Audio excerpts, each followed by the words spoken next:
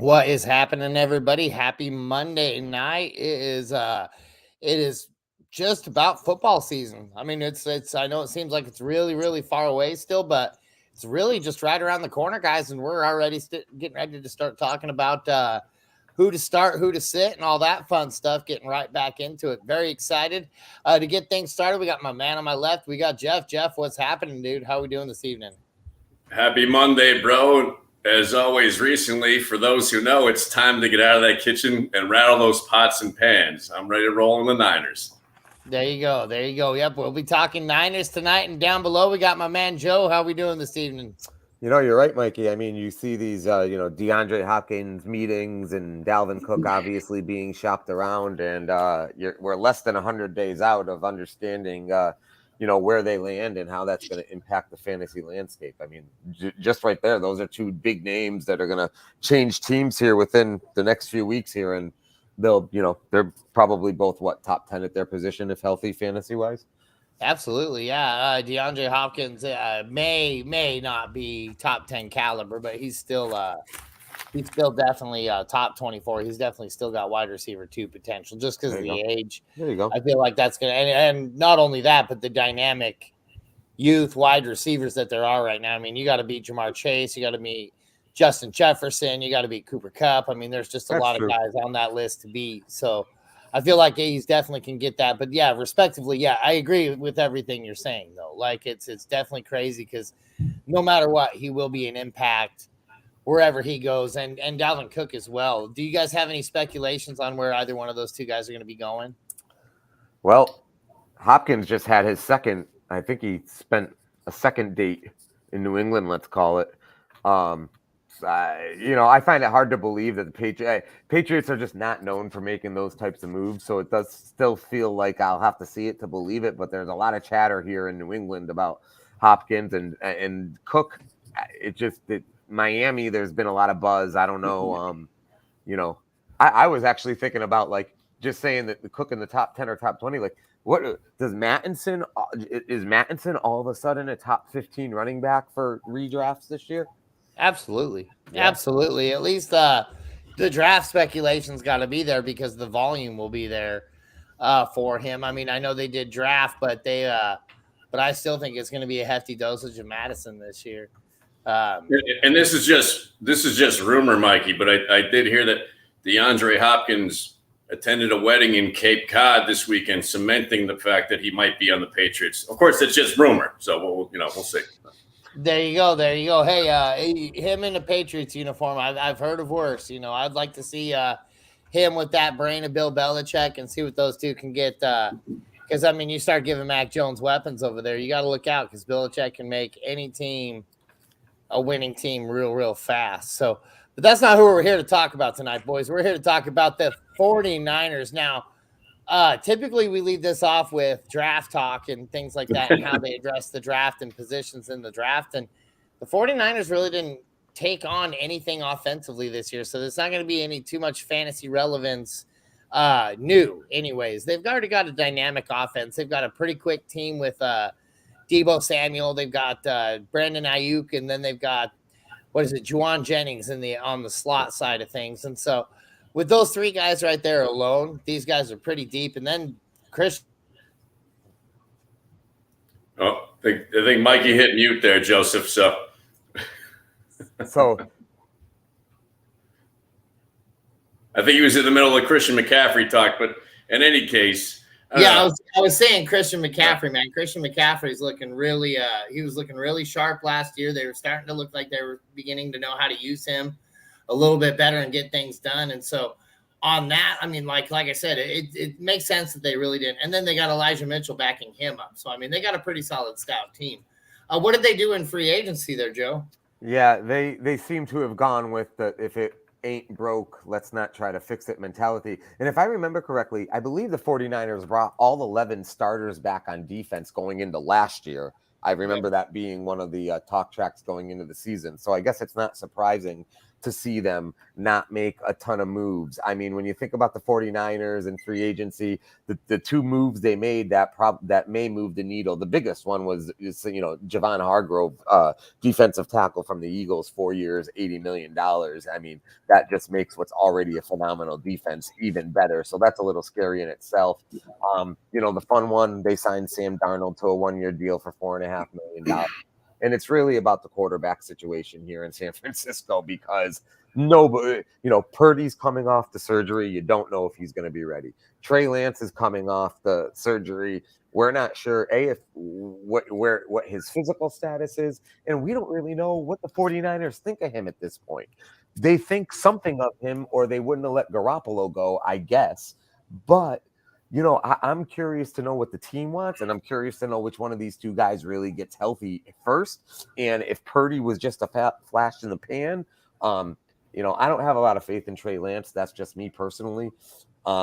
But it's a testament to this team because, I mean, they've been playing with Jimmy Garoppolo and Trey Lance and Purdy these last few years. And despite not having a great quarterback, they're winning a lot of games. They're winning some playoff games. And, they are a quality quarterback season away from being a Super Bowl contender. Aaron Rodgers moves out of the NFC. So, I mean, the Rams aren't as good as they were even just a year ago. So I feel like the 49ers can smell it, but they got to get it right at quarterback, and that's a big question mark right now. Other than Hargrove and Darnold from a free agency perspective, there really was not anything that moved the needle, especially fantasy-wise. It's really about who's going to be throwing the ball to Deebo and Aiyuk and the weapons that they've amassed, and obviously CMC, as you mentioned before. And we can't forget Kittle. Definitely Kittle. Jeff, what do you got to say on that? I can sum up my 49er feelings with that's about all I got, Mike. The thing is, Kyle Shanahan is the NFL coach equivalent to Justin Guarini. And your question is, Jeff, who's Justin Guarini? That's a tremendous question. And he is the first American Idol runner-up. So everybody knows Kelly Clarkson. Nobody knows the weird guy who grabbed her face when she won, so that's kind of where Kyle Shanahan is at and what it seems he will be destined to be forever unless something changes. In any case, the Niners have such a question mark and an X factor with them. Their upside is tremendous. Their health is questionable. You got McCaffrey and Kittle and the quarterbacks, and if all those are clicking, fantastic. If they're not, you're left with Deebo Samuel, and that's it. So it's an interesting dynamic in San Francisco, one with tremendous upside, and then you got the basement down there. So I guess we'll see coming up, Mike. But I got a lot of questions with McCaffrey and Kittle specifically at health. Yeah, this team has always had a bad injury history, right? Like as far as keeping – especially running backs on the field. I mean, we know Christian McCaffrey's running back one, but we're not too far removed from a time where Elijah Mitchell was the running back one in that room. And I mean, what was it? 2 years in a row, I believe, both times in the first game he got injured, correct? Like both season-ending injuries, both in the first game. I think maybe last year or the year before last, he maybe gave us 3 games before he got hurt. But it just seems like that's a consistent overall theme with San Francisco is that they're not able to keep a running back healthy and on the field very often. And I mean, that goes back. I mean, Tevin Coleman couldn't stay. I mean, I can go after name after name after name, and they're all guys that were great Ricky when they Waters. were on the field. Yeah. Like I said, I mean, they were great when they were on the field, but the problem is they only stayed on the field for 2-3 games at a time. And so, I mean, the conditioning is definitely in question over there in San Francisco. And then you've got Kittle, who that guy, he actually has been a little bit more solid the past couple of years than he was. I mean, as far as fantasy reliability goes, he's gone up, but that was because he was down so low. So, I mean, you can definitely see it. And then the quarterback questions, man, there's just so many. And I mean, I would say that they feel pretty good about with Trey Lance getting rid of Jimmy Garoppolo, but I think that whole confidence gets a little bit shaken when you add Sam Darnold to the mix, because why would you need Sam Darnold if you're going to be happy with these two guys moving forward? But, You're obviously not. And I think what probably is happening is you can't find a trade partner for Trey Lance because he hasn't shown you anything on the field yet. And on the other hand, you got Purdy, who we just know, like, he's one of those guys that he's like, who was it? Blake Bortles, right? Blake Bortles was awesome for a year. And then he just kind of went downhill and downhill and downhill. And I mean, we could see Brock Purdy easily following that wayside. Jeff, you look like you got something to say on that. And the thing is, we've only seen, 5 games out of Brock Purdy. Now, he had a tremendous chemistry with Kittle. And Kittle, the upside to Kittle is he's as good as Kelsey, I think, when he's the healthiest. But, the thing is, and especially with that chemistry with Purdy, Kittle had 11 touchdowns last year. That was 3 more touchdowns than he had between the 2020 and 2021 seasons combined. So there's some good chemistry there. He didn't have very many yards, but he got in the end zone a lot.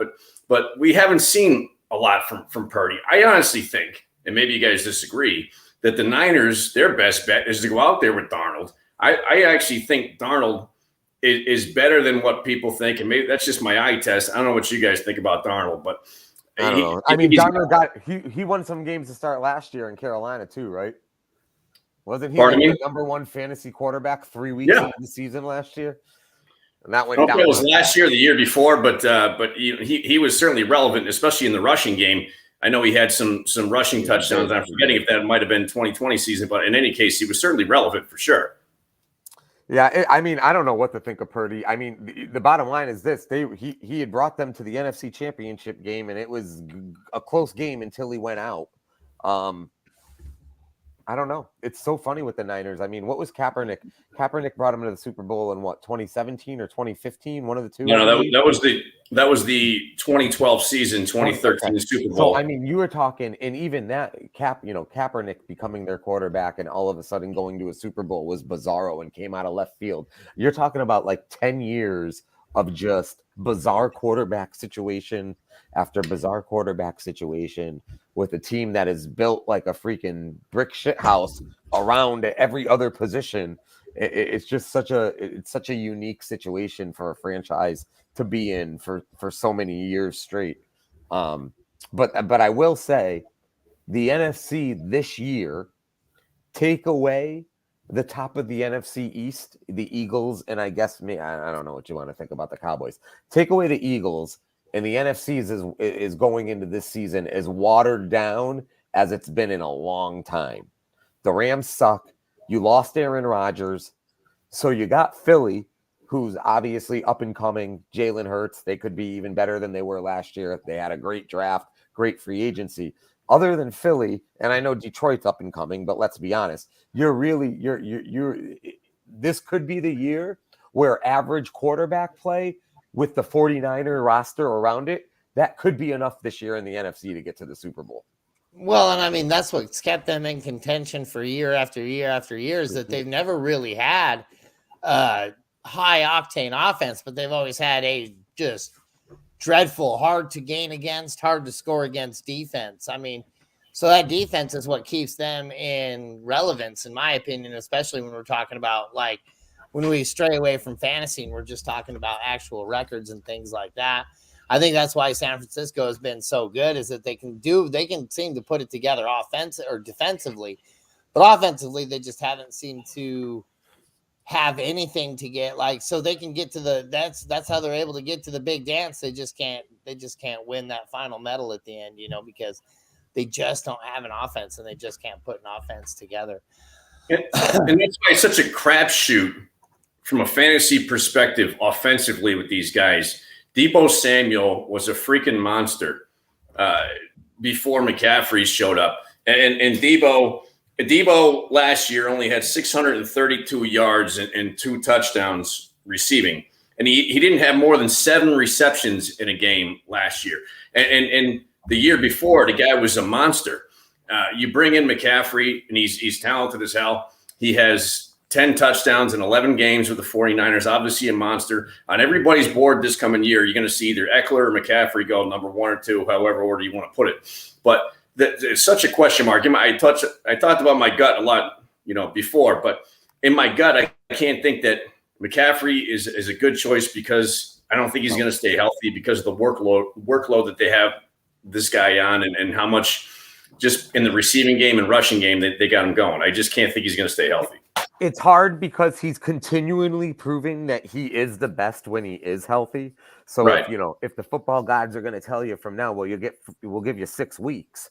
You still have to think about it, because you're like, so well, that's 6 weeks of 25 a week, pretty much almost. You can depend on him for it's, but Sure. You're right. He's not going to, and when you need him weeks 15, 16, 17, when you're talking fantasy playoffs, what are the chances he's really going to be there? I do agree with that. Wide receiver wise, I obviously you have to love Deebo Samuel. You can't not. However, when you talk about like an ADP and draft value, I actually think I would feel better about drafting Aiyuk as maybe your number 2 or 3 fantasy wide out, where you're going to draft him, versus like with Samuel and Kittle now too, especially with all the touchdowns, Kittle being double-digit touchdowns last year. Like I'm not paying up for Kittle draft wise, and even Deebo, I don't think I want to pay up for. I'd be more around. I think Aiyuk kind of came on at the end of the year last year too.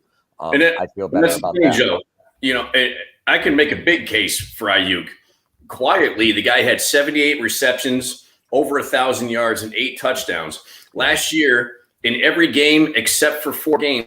50 yards receiving and 1 touchdown in all games except for 4. The guy is consistent and very under the radar. So I can make more of a case for Aiyuk than I can for Deebo Samuel. I don't know what you think about that, Mike, but I do agree. I mean, that's one thing. Like, it's funny because this team has always had players on it that have an ADP on them that for some reason they always seem to not manage to hop on my roster. Right? I've had very few 49ers on my teams throughout the years, unless you're talking about late round running backs, right? Like your backup running backs, like your Raheem Mosterts, and until recently, Elijah Mitchell. That was another guy that I was grabbing late in drafts just because the potential of him starting. And man, when he got on the field, he was great, but he just again didn't stay on the field very long, which is the issue. So yeah, I mean, it's just when you add that with my no confidence in the longevity of these guys. And when you start talking about the roulette room that might be the quarterback situation there, because that's going to tax the running back position higher than any other position if you're going to be putting in a new quarterback every 3 or 4 games, I mean, and that could very well be the case. So, I mean, what it's going to do, it's going to make your whole offense take a step back. You're going to see an improvement in the tight end and the running back position, but you're going to see a drop in the wide receiver position. It's almost like textbook. Anytime you put a new quarterback in there, those are the things that happen. Even if it's a versed quarterback or a well-versed quarterback, when you're getting used to the situation, you're going to do things that are like quicker dump offs and things like that. And so you're going to take advantage of these positions more. So yeah, when you start talking about advanced workloads like that, and you start talking about a small running back like Christian McCaffrey, yeah, I mean, he's not going to be on a lot of my teams this year. I just know it. I mean, because I got rid of him like 2 years ago in most of my dynasty leagues where I could get a good deal for him. And I mean, even now you can still get a good deal for him. I think this is the time to sell, though. Like I said, I have no confidence in him being able to stay on the field this year. Yeah, and I got the same kind of take on that as far as McCaffrey. Even if I had in drafts coming up, even if I had the number 1 or number 2 pick, I'm not going McCaffrey because of that, because of the X factor. And I don't care if anybody disagrees with me. We could have this discussion in the comments. If somebody wants to comment and tell me I'm an idiot, please go ahead and do that. I would love to have that discussion. I guess my only thing about that is you mentioned Eckler before, and I'm fine with Eckler, especially in a PPR. But I mean, other than Eckler, who are you really drafting over Christian McCaffrey from a running back perspective?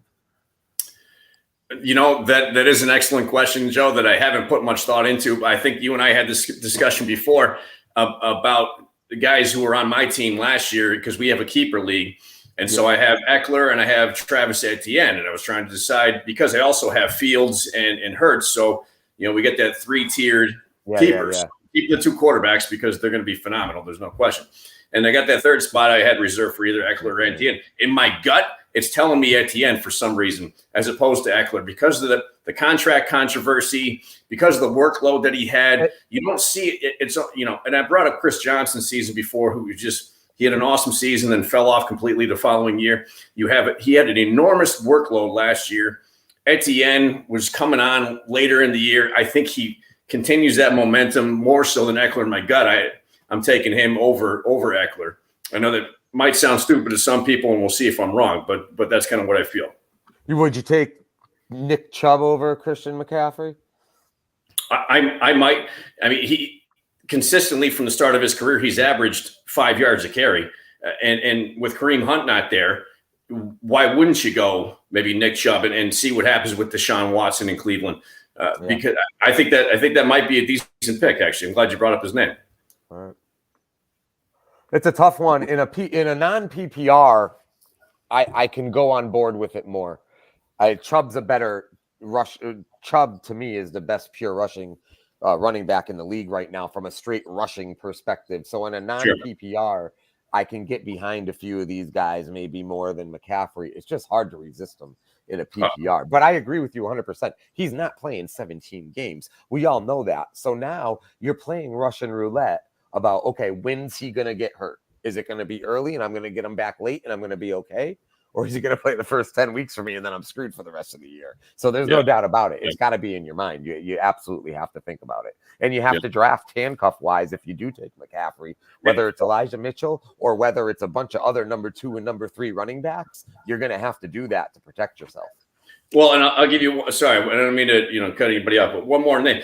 I think Jonathan Taylor has a bounce-back season. The guy's way too talented. That's fair. He was playing last year on an injury, and he had a monster year the previous year. I think the guy still has a lot left in the tank, especially with I believe they might be starting a rookie quarterback that might lean on somebody like Jonathan Taylor. I might roll with Taylor over Christian McCaffrey. But anyways. It's so what have you done for me lately? It's funny that you forget about Jonathan Taylor already just because of one little bit of an off year. But Mikey, what do you got? Which he was injured. No, that's kind of crazy. I was actually going to bring up Jonathan Taylor. As a matter of fact, right there, I was going to say he's another guy that I would be probably a little bit higher to add. But I bet what we see happening is I bet we see Eckler and CMC go in the first round, and then it's just going to be receivers.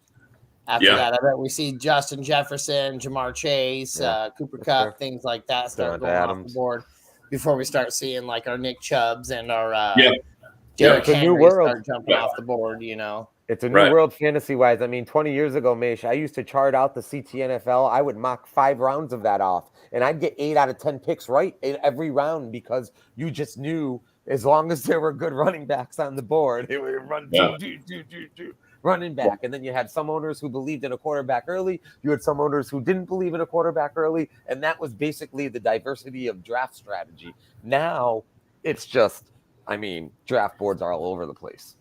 Heck yeah. And this year will be no exception for sure. Well, especially when you add in the dynamic of quarterbacks like Hurts or a Justin Fields or, any of these rushing quarterbacks or Josh Allen, you add that factor in. I never touched a quarterback before, like the 7th round in previous drafts. Now I'm thinking of those as like my top picks because they seem to be the leading rushers on their teams. So in any case. And they don't get hurt as much. What about there? Just from an injury perspective. Yeah. It's the most protected position. I guess the kicker is the most protected position in the league, but second would be quarterback. First, if you're Tom Brady. There it is. That big, Mikey. Had to throw in that big, dude. I had to get that jab in there when you can. Every single time you got to get a Tom Brady jab in there. You got to get a Tom Brady jab in there. On that note, guys, do we have anything to add about the 49ers offense? A lot of question marks. I think that pretty much sums it up, I guess. I agree. So on that note, guys, make sure you're following us on Twitter. You're following us here on YouTube. Make sure you give us a like, subscribe, give us a 5-star review on Apple. If you're not doing all that, you're kind of a jerk because it really helps us out and it gives us a little bit more of an audience to tend to. We could do this a little bit more often if we get enough of you guys. So get out there, like, subscribe, get on there. Follow us, follow at 2 Ticks to Fantasy, follow at Drop the Leash, follow at Dirty Jobs 21, man. We're always on there. We're always doing stuff. So get on there, guys, and we will see you guys on Wednesday where we will be breaking down who is it this week? Well, when you were texting us earlier, it was the vomit emoji, but apparently that translates to the Rams. So yeah, I almost threw up is what happened right there. You almost got live vomit emoji on screen right there. So what are we talking about the Rams? No, it's really not that bad. I promise. We'll see you guys on Wednesday. Thank you guys so